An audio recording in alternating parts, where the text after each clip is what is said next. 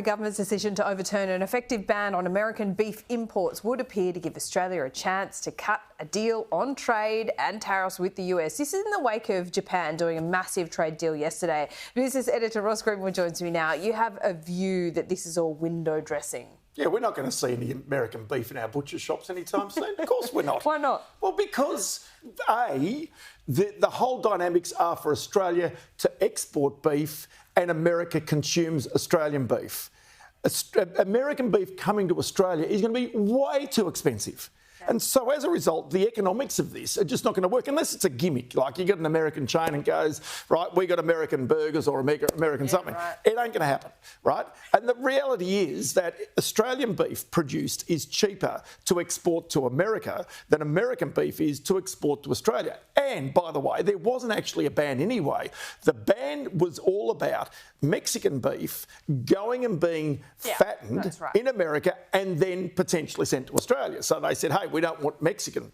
So, hang on, I spoke to Don Farrell about this. He says it's got nothing to do with the trade. Got everything to do with trade, of course it has. It's just been a 10-year review, just timing. Don knows.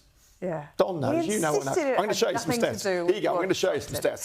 This will show you how it actually works and we'll see what happens. So if we go first up to a beef production, what you can basically see here, global beef production, 74.3 million tonnes. Australian beef production, 2.2 million tonnes. So we're 3% of global production. So you'd sit there and say we're kind of tiny.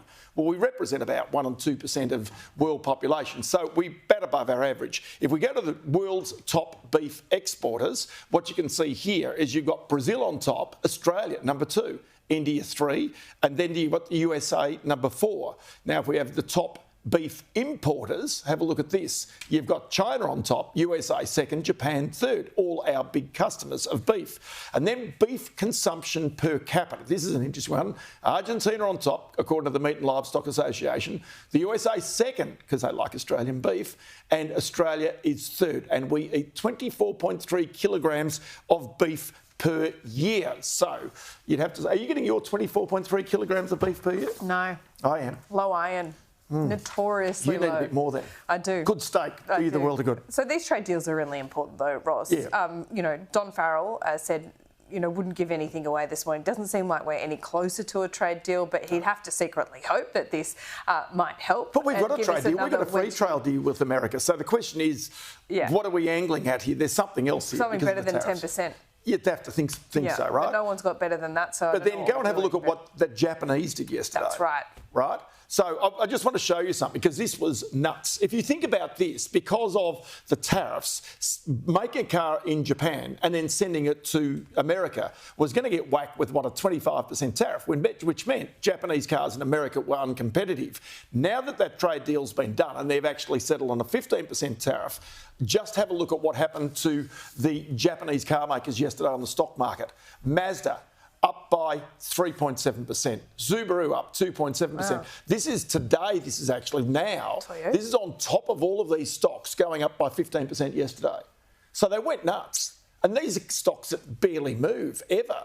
So this is how important it was for all of these companies, Toyota being the biggest of these, but all of these other car companies were effectively going to be locked out of the American car market, which is so vital to them, unless they've been able to do this deal. And that's the reason why right now with Donald Trump, these trade deals and for Australia are going to be so important for Americans still love their big cars. I'll have you know, I just bought a very sensible Toyota RAV4 hybrid. Did you? Yeah. That's very sensible. Toyota, one of the leading car companies in the world, right? Let's talk about green hydrogen because, look, I've been talking to Twiggy Forrest about this for the better part of a year, saying, hang on, come on, green hydrogen's not going to work. We're talking smoke and mirrors here. It's always never been going to happen. Well, he's commercially viable. He's invested billions in it. But the reality was that making green hydrogen has always been uncompetitive with making blue hydrogen or brown hydrogen. In other words, you make hydrogen from gas, which Twiggy didn't want to do, and basically that is cheaper than what it is from trying to make it from renewables. That's right. And so as a result, it requires a lot of water as well. So there's always questions about it. That's water, right? So the whole point about this is that from earlier this year, they basically mothballed these plants. So what they've done today is they put out their quarterly and annual announcement of their production and basically said the Arizona plant, the Gladstone plant are now, they're gone. Oh. But in actual fact... And you were shocked? Well, not shocked at all, because they'd said it earlier this year that they were going to kill these things. So it again shows that even though you might have ideals about green hydrogen, how wonderful it is, but if these things do not stack up economically, and it goes to making green steel, for example, everybody's talking about, let's make green steel and iron. Well, if it's more expensive, guess what? If you're building a building, you ain't going to use it.